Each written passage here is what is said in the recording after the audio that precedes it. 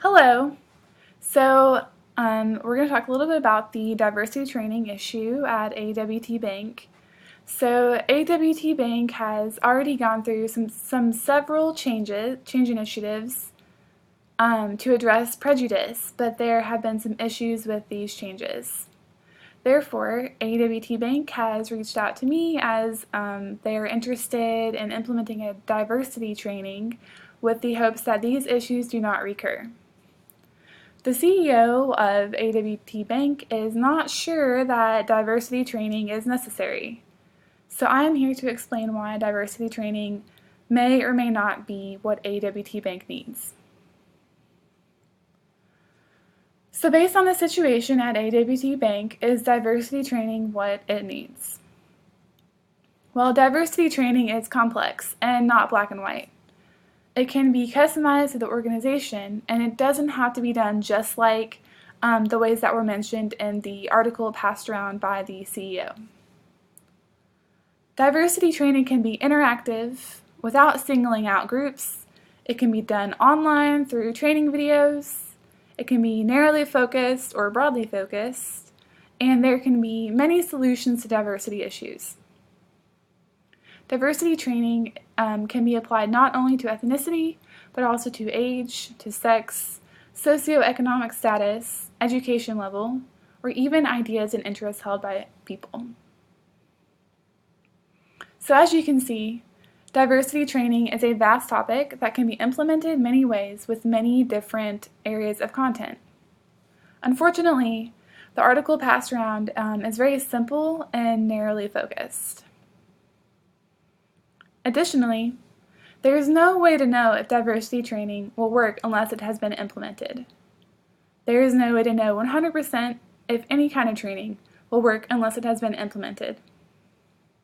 So if AWT Bank thinks that there is an issue with prejudice within the office, then they should hire a consultant to evaluate the situation and develop a customized diversity training program. On the other hand, if the issues seem to be more maybe communication or team related, then diversity training would not be ideal for addressing the issues. So based on the knowledge I have of the situation, I'm not able to really gauge what kind of issue AWT Bank is having. So some important questions to ask in this situation would be which change initiatives have been put into place thus far? How have these change initiatives been implemented? Have these issues been primarily between employees or between employees and customers? Were these issues present before the implementation of the changes? And are there additional issues such as poor communication or teamwork, which could be misinterpreted as prejudice? So to really explain this, it may be best to use examples of the situations in which diversity training would be appropriate, as well as some examples where it may seem appropriate but may not be the best option. So the first issue is a prejudice issue between employees and customers. Jane is a loan officer in the mortgage department at a bank. Her early background is from a socioeconomically disadvantaged family, which made it difficult for her to get a mortgage of her own until she was well into middle adult life. So a younger couple walks into her office looking for a loan.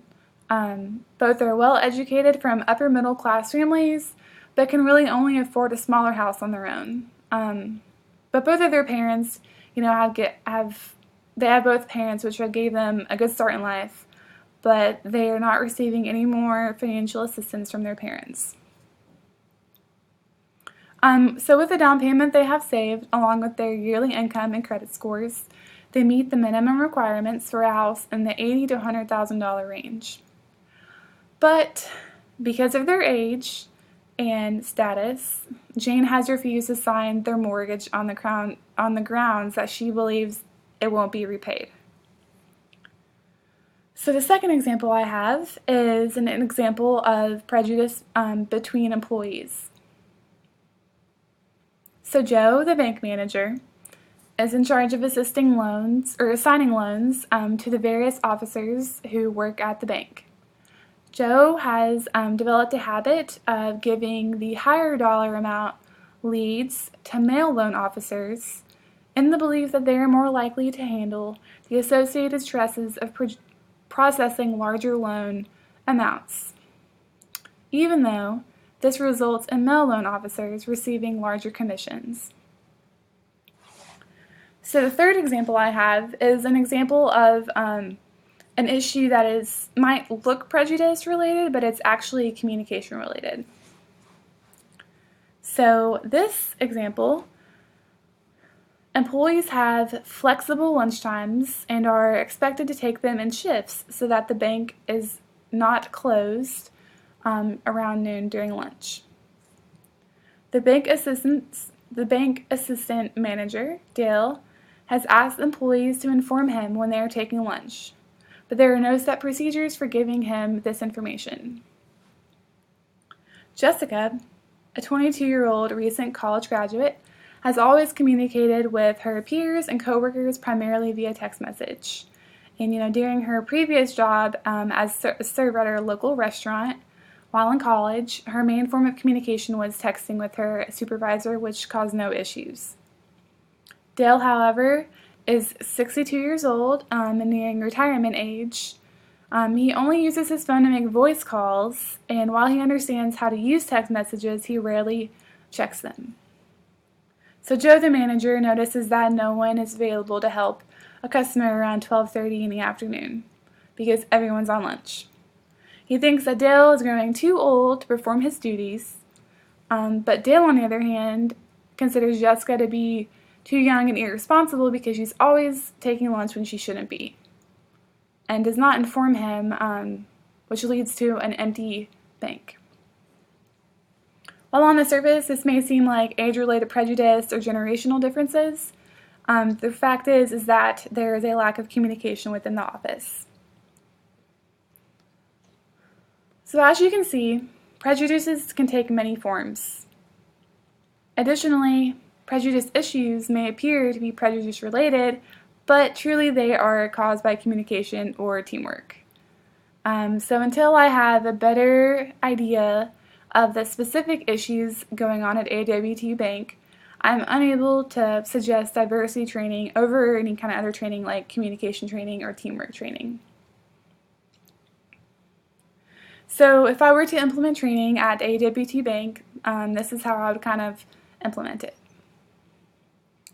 So either way, AWT Bank is still seeing problems after implementing the changes, and more changes will need to be made. The first thing I would do when implementing training for AWT Bank is to not call the training diversity training if that's the training that was chosen. It is mentioned that many of the employees already have a bad connotation with the concept or title of diversity training, which will most likely prevent them from accepting the training or, putting in the effort throughout the training process. In reality, the training doesn't need to have any specific title. The training should be customized to fit AWT Bank and the issues present at AWT Bank. So it shouldn't just focus on diversity or communication or whatever training is needed. It should be all-encompassing and customized to AWT.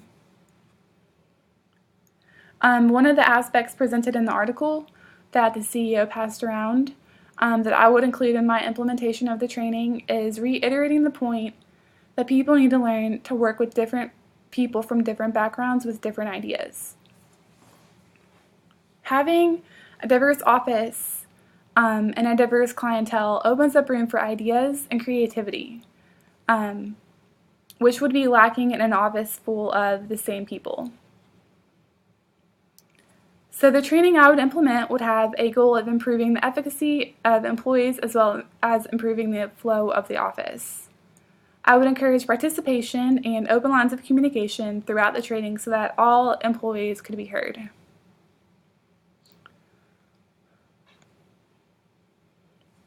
So based on the type of training that I would implement, there are some basic ways in which training could be evaluated. If the training focused on employee-customer relationships, we could send out surveys to recent customers of the bank to see how they were treated at AWT Bank and if they have any comments. Then, once the training is over and participants have had a chance to implement what they learned in the training, we could send out another survey to new recent customers. If the training focused on the issues between employees, then we could administer a questionnaire focused on employee opinions of the current issues before and after the training. We could also conduct interviews and focus groups to see where the employees now stand and if their attitudes and feelings have changed. So no matter what, it is obvious that AWT Bank needs some more change initiatives. But what specific change initiatives are necessary are unknown until more is learned about the specific issues at AWT Bank.